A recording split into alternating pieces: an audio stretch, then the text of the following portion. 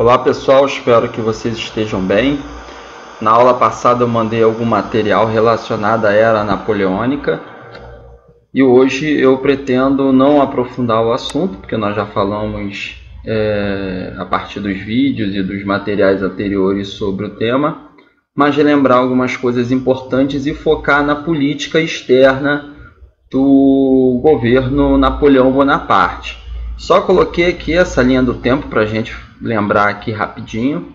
Nós já falamos sobre a Revolução Francesa, né? Temos aqui de 1789 a 1799 os 10 anos de revolução que aconteceu dentro da França. Falamos sobre isso. Uma mudança radical no país. Durante 10 anos a população francesa conseguiu derrubar uma França de séculos de absolutismo. O povo, influenciado pelo iluminismo, chegou à conclusão que tinha um poder na mão, e eram 97% da população, a grande maioria, e derrubou o rei absolutista, transformou a França. E aí, a partir de 1799, que a gente tem o golpe do 18 Brumário, né, a Revolução começa com a tomada da Bastilha, em 1789, depois de 10 anos, em 1799, nós temos a tomada, o golpe do 18 Brumário, que levou Napoleão Bonaparte ao poder na França. Então, daí, de 1799 a 1815, nós temos o governo de Napoleão Bonaparte. Vou relembrar algumas coisas desse momento, desse governo, mas vou focar principalmente na política externa, como a política expansionista. O território, o Império Francês se expandiu, vou falar sobre isso e sobre o bloqueio continental. Napoleão Bonaparte criou o Banco da França.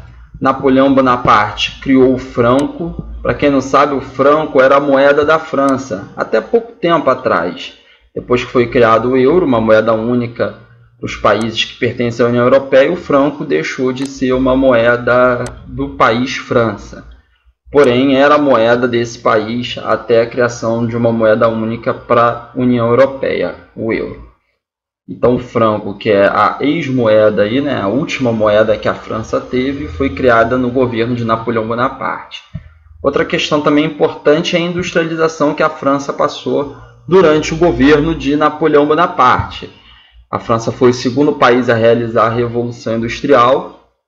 O primeiro foi a Inglaterra, nós já falamos isso daqui, e Napoleão Bonaparte promoveu a Revolução Industrial Francesa, fazendo da França o segundo país a ter indústrias.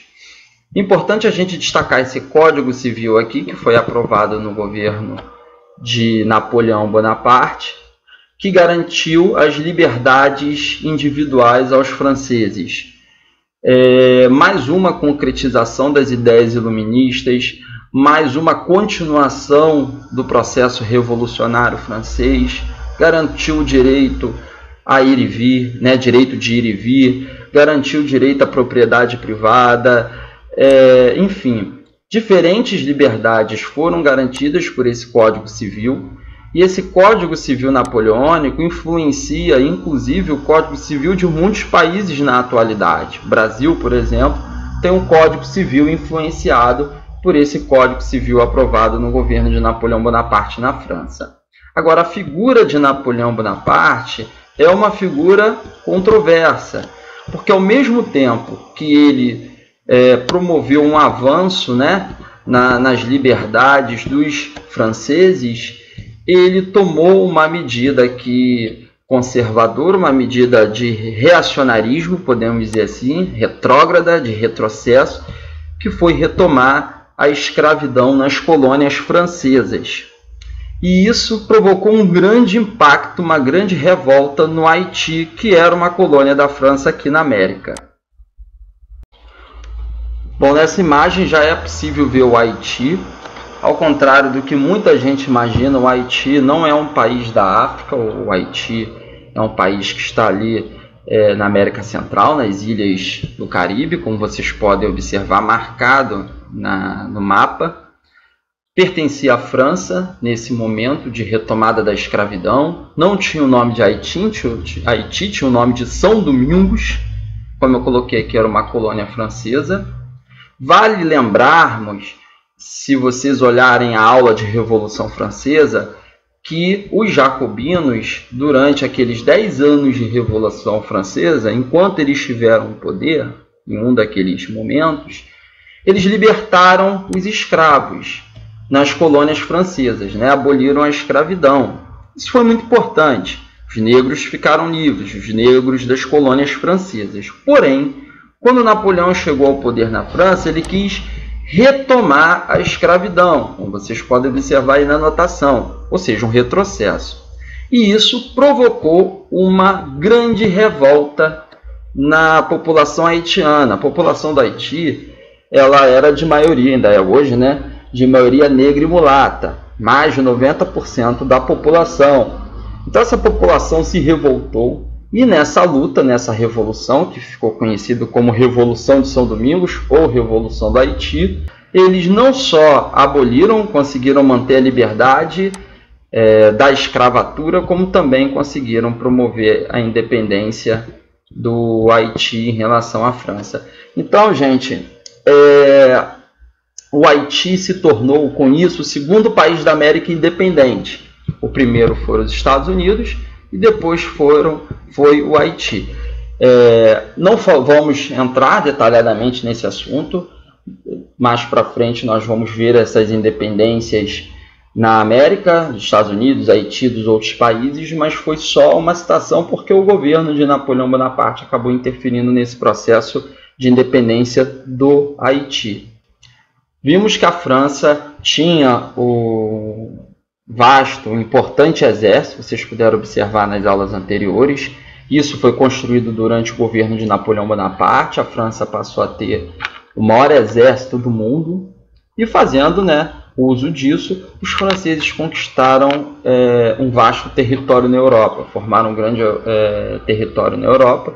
De uma certa forma, direto ou indiretamente, tiveram domínio dessas regiões que vocês podem observar no mapa, que estão dentro desses limites azuis, dessas linhas azuis, ou invadindo esses territórios, ou colocando governos pró-Napoleão, né, subordinados, submissos a Napoleão Bonaparte.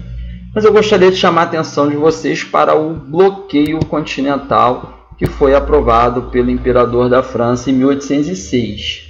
É importante entender, ressaltando, que a França ela era a segunda maior potência do mundo, a primeira era a Inglaterra. Ela poderia até fazer o uso desse exército para combater a Inglaterra e se transformar assim na maior potência do mundo. Porém, a França tinha o maior exército do mundo. E a Inglaterra é uma ilha, como vocês podem observar aqui no mapa. Não está dentro do continente europeu. Faz parte do continente europeu, mas está afastado pelo mar. É uma ilha. Então, para derrotar a Inglaterra, os franceses teriam que ir para o mar. E eu falei para vocês que a França tinha o melhor exército do mundo. Sendo que a Inglaterra, que era seu maior rival, tinha a maior marinha do mundo. E Napoleão Bonaparte se garantia por terra. No mar, os ingleses eram melhores. Então, como derrotar a Inglaterra de uma forma que não fosse necessário ir para o mar e causar assim uma guerra, já que no mar os ingleses eram melhores? E aí Napoleão Bonaparte teve a ideia de decretar um bloqueio, conhecido como bloqueio continental, e isolar a Inglaterra do resto do continente, ou seja, proibir os países europeus de terem relações comerciais com a Inglaterra. Aquele país que tivesse relações comerciais com a Inglaterra seria invadido.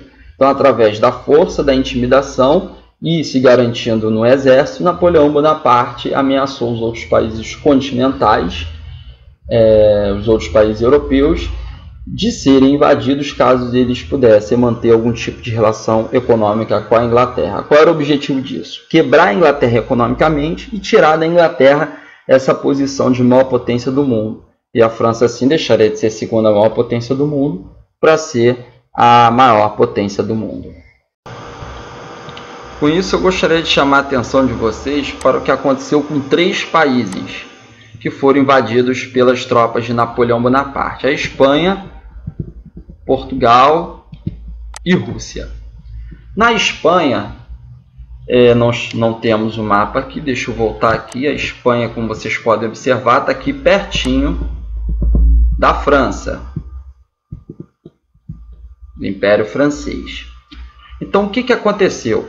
A Espanha foi invadida por Napoleão Bonaparte, a Espanha não respeitou o bloqueio continental, Napoleão invadiu a Espanha, as tropas de Napoleão invadiram a Espanha, e aí Napoleão favoreceu lá meio que o irmão dele, aquela coisa de político que coloca a família nos cargos. Então, Napoleão invadiu a Espanha, tirou do trono da Espanha o rei da Espanha e colocou no lugar o seu irmão José Bonaparte, certo? Ele virou o novo rei da Espanha.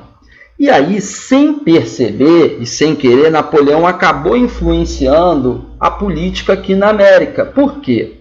Porque a partir do momento que Napoleão Bonaparte invadiu a Espanha, Napoleão era imperador da França, invadiu a Espanha e colocou no trono da Espanha o irmão dele, o irmão dele diminuiu a fiscalização sobre as colônias espanholas aqui na América. Vejam aí, vocês estão vendo o mapa da América. Essa parte aqui de vermelho era a imensa colônia que a Espanha tinha na América. E aí o que Napoleão Bonaparte fez? Ao colocar o irmão dele, José Bonaparte, no trono da Espanha, e o irmão parar de vigiar, de fiscalizar as colônias que tinha aqui na América, elas aproveitaram para organizar o quê? Organizar as suas independências, os seus movimentos de independência.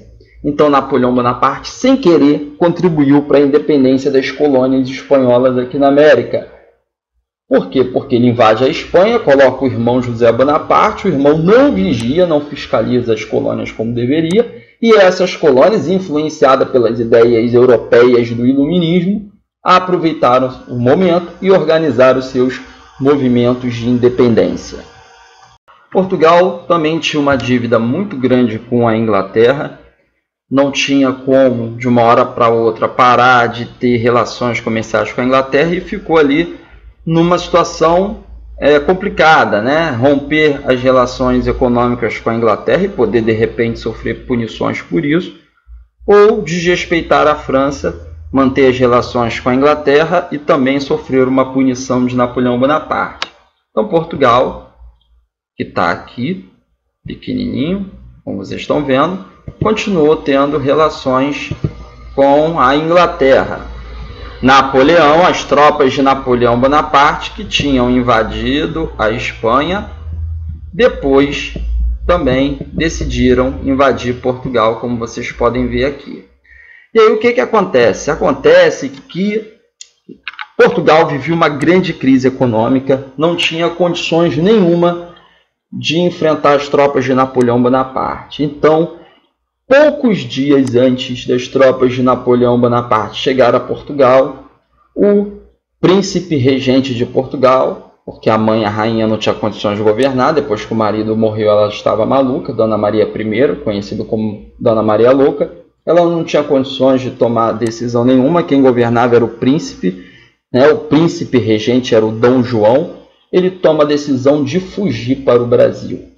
Então, pessoal, antes das tropas napoleônicas chegarem, cerca de 10 mil nobres portugueses fugiram para o Brasil e abandonaram a população portuguesa.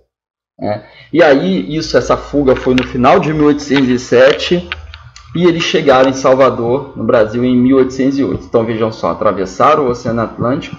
Dom João, que era casado com a princesa espanhola Carlota Joaquina. Tem até um filme brasileiro, uma comédia que fala sobre essa história, Carlota Joaquina, princesa do Brasil. Carlota nunca gostou da ideia de vir ao Brasil. Dom João sempre gostou, defendeu essa possibilidade de transferência para o Rio de Janeiro, que era a capital do Brasil nesse momento. Enfim, mais à frente nós vamos falar detalhadamente sobre esse episódio. Chegam em Salvador e logo depois eles vão para onde de fato teriam que ir, que era o Rio de Janeiro, que era a capital do Brasil. E aí, gente, nós temos algo aí que vai ser importante para a futura independência do Brasil. o Rio de Janeiro, que era a capital do Brasil, da colônia de Portugal, passava a ser a capital de Portugal. Então a capital de Portugal estava deixando de ser Lisboa e estava passando a ser o Rio de Janeiro. E junto com essa família real veio o filho de Dom João, do príncipe regente, Pedro, aquele que futuramente faria a independência do Brasil, né? Que viria a ser o Dom Pedro I futuramente.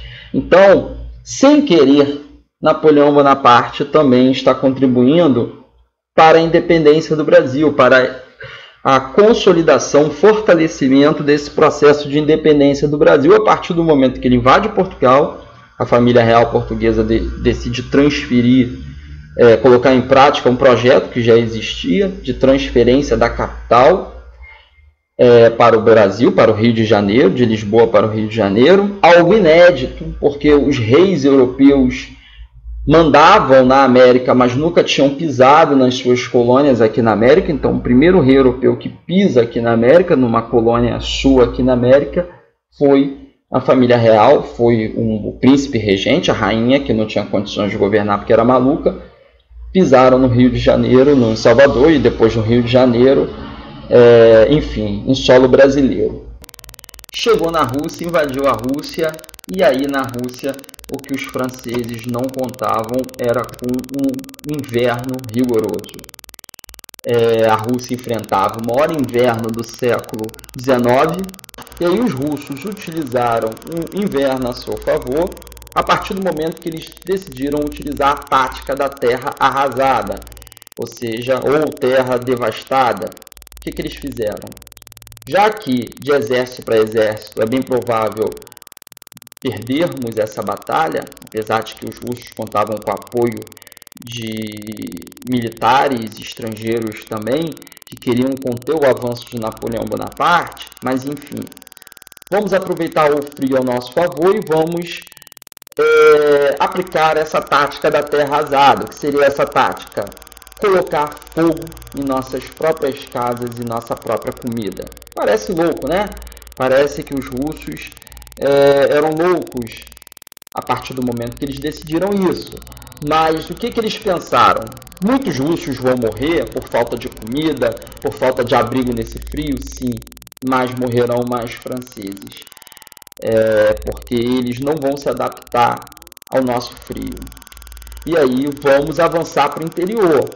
Os franceses vão chegar, as tropas napoleônicas vão chegar, vão encontrar uma terra arrasada, uma terra improdutiva, uma terra sem nada de valoroso. E aí os russos colocam fogo nas suas casas, colocam fogo nas suas comidas, e Napoleão Bonaparte, enfraquecido pelo frio, conhece a sua primeira derrota na Batalha de Leipzig e é exilado em Elba. Exílio é como se fosse uma prisão política. A pessoa é proibida de morar no seu país e tem que procurar abrigo em outro lugar, algum lugar que te receba. É uma prisão por motivos políticos, fora do seu local de naturalidade, né? De onde você tenha nascido, da sua nacionalidade.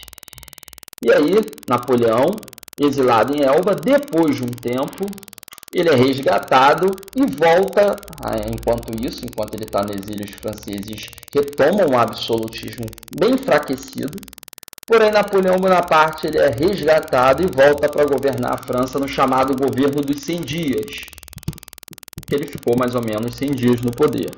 Sendo que dessa vez Napoleão estava bem enfraquecido, não tinha mais aquele poder, aquela moral que ele tinha antes das derrotas militares. E foi assim derrotado na Batalha de Waterloo, na Bélgica. Para evitar qualquer tipo de problema, vamos exilar Napoleão Bonaparte no meio do Oceano Atlântico, em Santa Helena, numa ilha isolada no Oceano Atlântico. Então, só para vocês terem uma noção, Santa Helena está aqui, ó. Era uma ilha isolada no oceano entre os continentes americano e africano. E aí Napoleão Bonaparte ficou lá até o final da sua vida.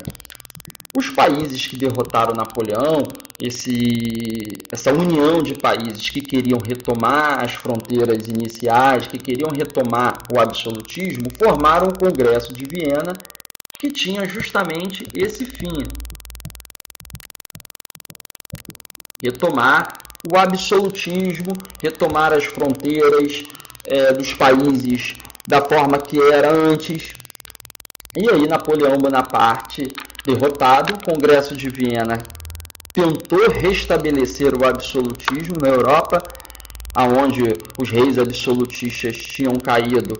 O Congresso de Viena queria tomar o governo desses países, restaurar o rei absolutista nos governos desses países, porém, no geral, a tentativa não foi bem sucedida, e os países que retomaram, alguns países retomaram com o absolutismo, mas de forma bem enfraquecida. Ou seja, o antigo regime não voltou com força, não foi mais o mesmo. Napoleão foi derrotado, foi exilado em Santa Helena, porém, as suas ideias ficaram, as ideias da Revolução Francesa foram espalhadas não só pela Europa, mas também aos poucos pelo mundo todo. Teve impactos inclusive na América, contribuiu para os processos de independência aqui na América, como nós já falamos também. Napoleão é preso fisicamente, mas o legado da Revolução Francesa fica para sempre. E nos países que o antigo regime, que o absolutismo foi retomado, nunca foi retomado com a mesma força que tinha antes da Revolução Francesa.